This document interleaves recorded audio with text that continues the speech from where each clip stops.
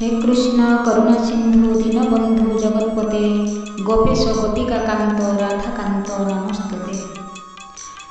महाप्रभु श्रीकृष्णଙ୍କର परम धाम ବା ଗୋଲକ ଧାମ ବିଷୟରେ ଆମେ କିଛି ଜାଣିବା। ବୃନ୍ଦାବନରେ ତାଙ୍କର ସୁଖପୂର୍ଣ୍ଣ ବା ଆନନ୍ଦମୟ ଲୀଳା ପ୍ରଦର୍ଶନ କରିବା ନିମିତ୍ତ ଭଗବାନ କୃଷ୍ଣ ଏହି ନଶ୍ୱର ସଂସାରରେ ଅବତୀର୍ଣ୍ଣ ହୁଅନ୍ତି। ଯେତେବେଳେ ଭଗବାନ ଶ୍ରୀକୃଷ୍ଣ ବୃନ୍ଦାବନରେ ଥିଲେ ସେତେବେଳେ ସେ ଗୋପାଳ ବାଳକ ବା ଗୋପୀ ଗୋପାଳ ଏବଂ ଗୋ ବତ୍ସାଦିଙ୍କ ସହ ଯେଉଁ ଲୀଳା କରୁଥିଲେ ତାହା ସୁଖପୂର୍ଣ୍ଣ ବା ଆନନ୍ଦମୟ ଥିଲା। ବୃନ୍ଦାବନରେ ସମସ୍ତ ଅଧିବାସୀ କୃଷ୍ଣଙ୍କ ବ୍ୟତୀତ ଆଉ କିଛି ଜାଣୁନଥିଲେ, କିନ୍ତୁ ଭଗବାନ ଶ୍ରୀକୃଷ୍ଣ ତାଙ୍କର ପିତା ନନ୍ଦ ମହାରାଜଙ୍କୁ ଇନ୍ଦ୍ର ଦେବତାଙ୍କର ପୂଜା କରିବାକୁ ମନା କରିଦେଲେ, କାରଣ ତାହାଦ୍ୱାରା ସେ ଏହି ବିଧି ପ୍ରଚଳନ କରିବାକୁ ଇଚ୍ଛା କଲେ ଯେ ଲୋକମାନେ ଅନ୍ୟ ଦେବତା ପୂଜା କରିବାର କୌଣସି ଆବଶ୍ୟକତା ନାହିଁ, କେବଳ ସେମାନେ ଭଗବାନଙ୍କର ପୂଜା କରିବା ଉଚିତ, କାରଣ ସେମାନଙ୍କର ପରମ ଲକ୍ଷ୍ୟ ହେଉଛି ଭଗବାନଙ୍କର ପରମଧାମକୁ ଫେରିଯିବା। ଶ୍ରୀମଦ୍ ଭଗବତ ଗୀତାର ପଞ୍ଚମ ଅଧ୍ୟାୟ ଷଷ୍ଠ ଶ୍ଲୋକରେ ଭଗବାନ ଶ୍ରୀକୃଷ୍ଣଙ୍କର ପରମଧାମ କଥା କୁହାଯାଇଛି। न तद्भासयते सूर्यो न शशाङ्को न पावकः यद्गत्वा न निवर्तन्ते तद्धाम परमं मम। मोर से परम धाम सूर्य चंद्र अग्नि किंबा विद्युत द्वारा आलोकित हुए नहीं एवं जिए सेठारे पहुँचे से आउ भौतिक जगत को फेरे नहीं। यही श्लोक से शाश्वत परम व्योमर एक वर्णना दिया जायछि।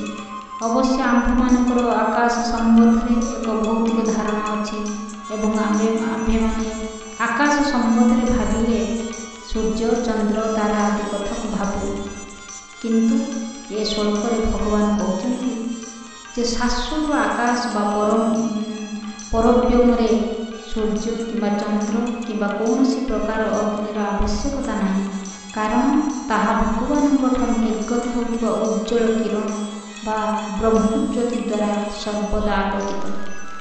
आम्भेमाने बहुत कष्ट स्वीकार करी अन्य ग्रह प्रवेश कर चेष्टा करूँ, किंतु भगवानଙ୍କର परमधाम कथा बुझा कष्टकर नुहे।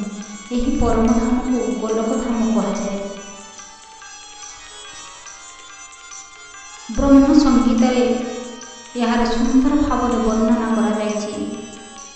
गोलक एवं निवसती अखिलात्माभूत भगवान तांकर परम धाम गोलक वृंदावन में शाश्वत भाव रहती, तथापि आम्भेमाने ये पृथ्वी जाई तांको पाखरे पहुँची पारिबा एवं भगवान तांकर प्रकृत रूप सच्चिदानंद विग्रह प्रदर्शन करने निमित्त एठाकु आसନ୍ତି।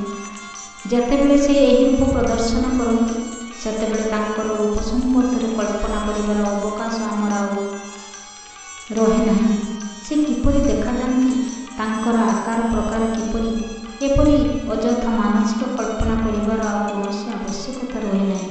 ये प्रकार मानसिक कल्पना को स्थान न देवा निमित्त से एठारे अवतरण करिसेंती एवं तांकर मौलिक श्याम सुंदर रूप को से प्रदर्शन करिसेंती। दुर्भाग्यवशतः अल्प बुद्धि संपन्न लोके तांको असम्मान प्रदर्शन करते, कारण से आम्भेमानଙ୍କ भଳି आसନ୍ତି एवं आम्भेमानଙ୍କ सहित खेलाबुला करती। एथियोगु भगवान को आमरी भली जड़े बोली भाविबा उचित नुहे। तांकर शक्ति जोगु से तांकर प्रकृत रूप में आम समक्षरे प्रकाशित होती एवं तांकर लीला प्रदर्शन कराती। से जो लीला एठारे प्रदर्शन कराती ताहा तांको परम धाम गोलकरे शाश्वत भाव प्रदर्शित होता लीलार अनुरूप अटे। परव्योमरे अति उज्ज्वल दीप्त किरण में असंख्य लोक भासी बुलुथांती।